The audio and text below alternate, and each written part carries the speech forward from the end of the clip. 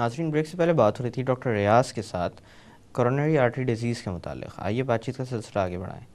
Doctor صاحب، جیسے کہ اسکیمک ہارٹ ڈیزیز کا تذکرہ ہو رہا تھا جس میں خون کی کمی جی. ہو جاتی ہے، دل کے ہاں. پٹھوں کو جو خون فراہم ہو رہا ہوتا ہے اس میں.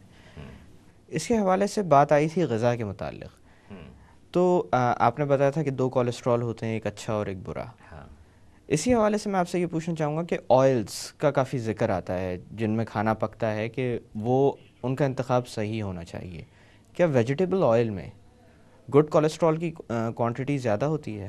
ٹھیک ہے، وہ اینیمل آئل سے ویجیٹیبل آئل بہتر ہے، مگر وہ بھی کم مقدار میں استعمال کریں. جی. جتنا کم آئل یوز کریں اتنا اچھا ہے. اب بوائل اگر آپ کھائیں تو بہت ہی اچھا ہے، سبزیاں واقعی بوائل کھائیں آپ، جی. اور گوشت کم کھائیں، نمک کم کھائیں، جی. میٹھا کم کھائیں. تو تھوڑی وہ اپنی واکنگ فزیکل ایگزرشن وغیرہ رکھیں. تاکہ جو کھائیں وہ ہضم بھی ہو. ہاں ہاں ہاں، یہ تو ضروری ہے نا. جی. اچھا ڈاکٹر صاحب، میں نے ایک چیز اور دیکھی ہے کہ کسی زمانے میں اس کو امیروں کی بیماری کہا جاتا تھا کیونکہ نہیں، اب تو پتہ ہے غریبوں کی یہی ہے. جی.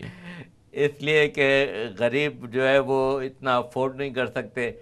فار ایگزامپل فش کتنی مہنگی ہے، جی. تو اب وہ کہاں غریب فش کھائے گا. اور میڈیسنس اتنی مہنگی ہے تو وہ کہاں غریب افورڈ کرے گا اگر اس کو میڈیسن لکھ دی 100 روپے روز کی. جی. تو اب اب غریب زیادہ متاثر ہوتے ہیں. ہاں، امیر تو پھر بھی افورڈ کر لیتا ہے، جی. امریکہ انگلینڈ جا کے بھی علاج کرا لے گا. اچھا ڈاکٹر صاحب، تشخیص کے حوالے سے ایک اور ٹیسٹ بہت تیزی سے شہرت حاصل کر چکا ہے، وہ ہے سیرم ٹرائیگلیسرائڈس یا کولیسٹرول کی مقدار جس میں دیکھی جاتی ہے.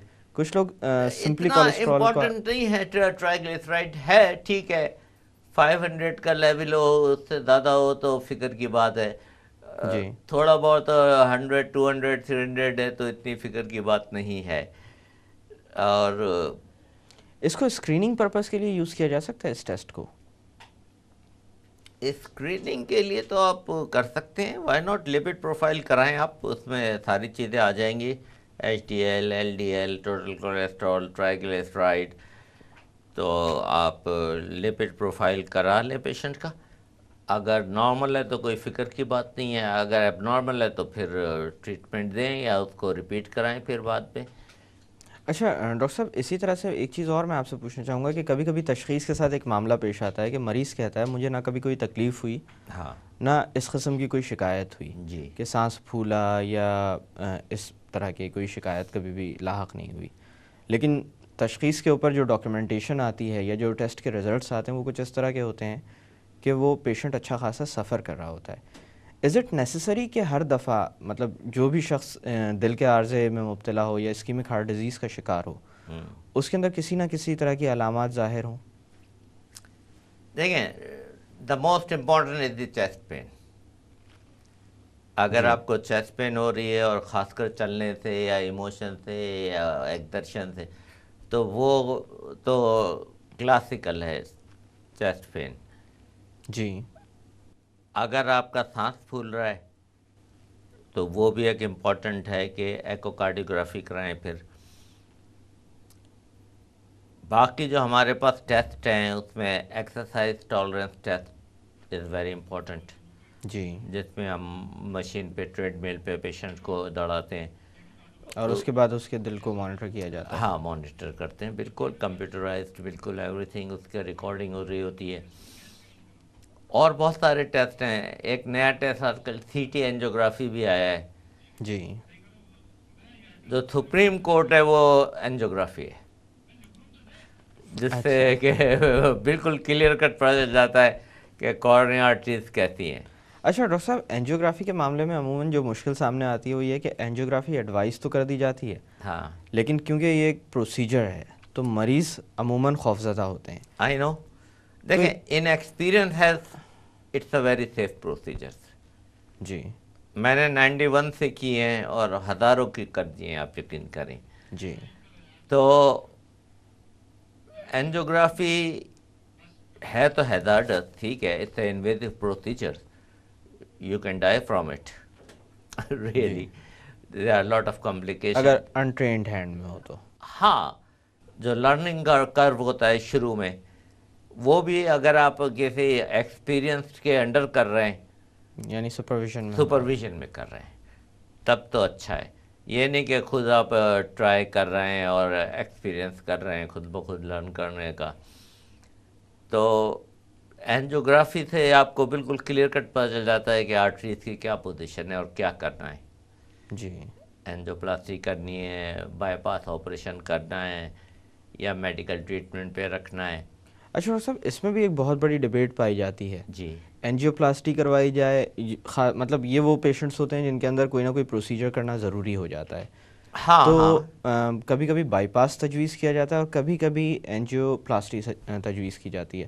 دونوں میں ایک تو تفریق جاننا چاہوں گا اور یہ جاننا چاہوں گا کہ کس مریض میں کون سی چیز بہتر ہے. جو کلاسیکل تو تھا کہ بائی پاس کا، کہ اگر 3 ویسل ڈیزیز ہو، جی، یا 2 vessel which include the proximal L A D یا لیفٹ مین، تو یہ بائی پاس کی انڈیکیشن تھی. مگر آج کل اینجیوپلاسٹی اتنی بڑھ گئی ہے کہ وہ surgeon are getting out of job. جی، یعنی زندگی ایک طرح سے آسان بنا دی اس پروسیجر نے. ہاں، ہر چیز میں وہ لیفٹ مین میں بھی اینجیوپلاسٹی ہو رہی ہے، اور 3 ویسل میں بھی 4 5 اسٹنٹ ایک ہارٹ میں ڈال رہے ہیں آج کل. تو ڈرگ ایلیوٹنگ اسٹنٹس آ گئے ہیں جی، جو کہ زیادہ ڈیوریبل ہیں. تو angioplasty is now the name of the game. اچھا ڈاکٹر صاحب، اسی طرح سے ایک چیز اور میں آپ سے جاننا چاہوں گا کہ عموماً لوگ کسی بڑے پروسیجر سے جب گزرتے ہیں، جی، اس سے پہلے تو بہت زیادہ خوفزدہ ہوتے ہیں، لیکن اس سے ایک دفعہ گزر جانے کے بعد جب وہ ریکوری کے فیز میں آتے ہیں یا ریکور کر رہے ہوتے ہیں یا کر چکے ہوتے ہیں، اس وقت ایک لاپرواہی بھی ان کے اندر آ جاتی ہے. ہاں. آفٹر پروسیجرز زندگی کیسی ہونی چاہیے؟ وہ دیکھیں، لائف اسٹائل ماڈیفیکیشن تو آپ کو کرنا پڑے گا. اگر آپ اسموکنگ کرتے ہیں تو آپ کو چھوڑنی پڑے گی. جی. ایک کش بھی الاؤ نہیں ہے. جی. ریئلی. آپ کا کولیسٹرول ہے، ڈائبٹیز ہے، اس پہ آپ کو کنٹرول رکھنا پڑے گا. فزیکل ایگزرشن آپ کو جتنا ڈاکٹر نے الاؤ کیا ہے لمیٹیڈ، آہستہ آہستہ بڑھانی پڑے گی. اور دیکھیں، ہر پروسیجر کے رسک تو ہوتے ہیں، لیکن even bypass is very safe. Mortality is less than I think 5%. جی. اور اینجیوپلاسٹی از ویری سیف. آپ نیکسٹ ڈے جو ہے آپ you can walk and jog. Even jog. ہاں، جاگ. اور کیا، بس وہ آپ کی یہاں سے فیمورل آرٹری سے ڈالتے ہیں شیٹ، اگلے دن نکال دیتے ہیں. Everything is okay then. جی. اچھا ڈاکٹر صاحب، ادویات کا استعمال بعد میں رکھنا پڑتا ہے، خاص کر وہ جو نہیں، وہ تو رکھنا پڑے گا. جی. ڈیفینیٹلی. ایسپرین ہے، لائک کلوپیڈوگریل ہے، لائک بیٹا بلاکرز ہیں، اسٹیٹنز ہیں.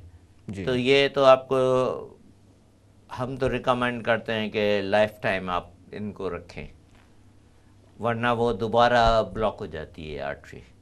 جی. تو ادویات کا استعمال تو رکھنا پڑتا ہے. اچھا ڈاکٹر صاحب، اسی طرح سے لائف سٹائل ماڈیفیکیشن کی اگر بات کی جائے تو اس میں انسان کے وزن کا بھی. ہاں، وزن کا ہپ ٹو ویسٹ ریشو اور سینٹرل اوبیسٹی اور کئی چیزیں ہیں. وزن کا ڈیفینیٹلی آپ کو خیال رکھنا پڑے گا. جی. کم کرنا پڑے گا، کھانے پہ، غذا پہ کنٹرول کرنا پڑے گا. اور اسی طرح سے یہ پیشنٹس چاہے وہ بائی پاس سرجری کروا چکے ہوں، چاہے وہ اینجیوپلاسٹی کروا چکے ہوں، ہاں، اگر آگے چل کر کسی اور سرجری کے لیے جاتے ہیں، فار ایگزامپل جیسے اولڈ ایج کے اندر عموماً ایسا ہوتا ہے کہ ہپ بون فریکچر ہو گیا یا کوئی اور مسئلہ ہو گیا جس کی وجہ سے ان کو سرجری کروانی پڑ رہی ہے، ایسے معاملات میں کیا ان کو کارڈیولوجسٹ سے مشورہ کرنا چاہیے؟ ہاں، ہم کرتے ہیں. فار ایگزامپل ہمارے پاس SIUT سے پیشنٹ آتے ہیں جی. جو کہ رینل ٹرانسپلانٹ کی جن کو ضرورت ہوتی ہے. جی. اب اگر ان کی آرٹریز میں بلاکیج آتا ہے تو ہم پہلے ان کا جو بھی اینجیوپلاسٹی یا بائی پاس کرتے ہیں، پھر وہ بائی پاس رینل اپنا کرا سکتے ہیں. جی ایک دفعہ ان کے ہارٹ کا مسئلہ درست ہو جائے تو باقی سرجری، کوئی بھی سرجری ہو وہ کرا سکتے ہیں. یعنی پہلے دل آتا ہے، اس کے بعد باقی ہاں، تمام تر چیزیں آتی ہیں. آپ یقین کریں کہ بائی پاس کے بعد ایئر لائن پائلٹ تک ہیں جو جہاز اڑا رہے ہیں. اچھا ڈاکٹر صاحب، فزیکل ایکٹیویٹی کا بھی آپ نے تذکرہ کیا تھا، ہاں، یہ کتنی امپورٹنٹ ہے؟ اور اس پر کیونکہ آج کل کے دور میں یہ دیکھتا ہوں کہ بچوں کو جب پرورش کی جا رہی ہوتی ہے ان کی، تو ان کے اکیڈمکس پر زیادہ توجہ دی جاتی ہے as compare to physical activity, یا اسپورٹس پر اتنا دھیان نہیں ہوتا والدین کا. ہاں. اس چیز پر کب سے توجہ دینی شروع کر دینی چاہیے تاکہ وہ ایک ارلیئر دی بیٹر. جتنی جلدی بچے کو شوق ہوگا جی اسپورٹس کا، ماشاء اللہ اگر آپ اس کو شوق دلائیں تو وہ دونوں چیزیں کر سکتا ہے، اکیڈمکس بھی کر سکتا ہے اور وہ اسپورٹس بھی کر سکتا ہے. اور فزیکل ایکٹیویٹی کی بہت امپورٹنس ہے جی ریئلی. اور ایک اور چیز میں آپ کو بتانا چاہوں گا، وہ ہے جی اسٹریس. جی اسٹریس جو ہے وہ زندگی میں ان اوائڈیبل ہے. بالکل، خاص کر آج کل کے دور میں تو کسی کو بھی، آپ کو آخری لمحے تک زندگی کے اسٹریس کوئی نہ کوئی رہے گا. جی اسٹریس از ان اوائڈیبل، لیکن you can modify your reaction to stress. اگر آپ اسٹریس کو دل پہ نہ لیں، جی چاہے یہاں باہر بم بھی پھٹ جائے، سو واٹ. You know. تو اسٹریس کو اگر آپ بہت زیادہ سیریس نہ لیں تو وہ اچھا ہے. ڈاکٹر صاحب یہاں پہ تھوڑی دیر کے لیے باتوں کا سلسلہ روکتے ہیں. ناظرین، وقت ہوا ایک چھوٹی سی کمرشل بریک کا. بریک سے واپس آ کر کورونری آرٹری ڈیزیز کے متعلق مزید بات کی جائے گی. Stay with us.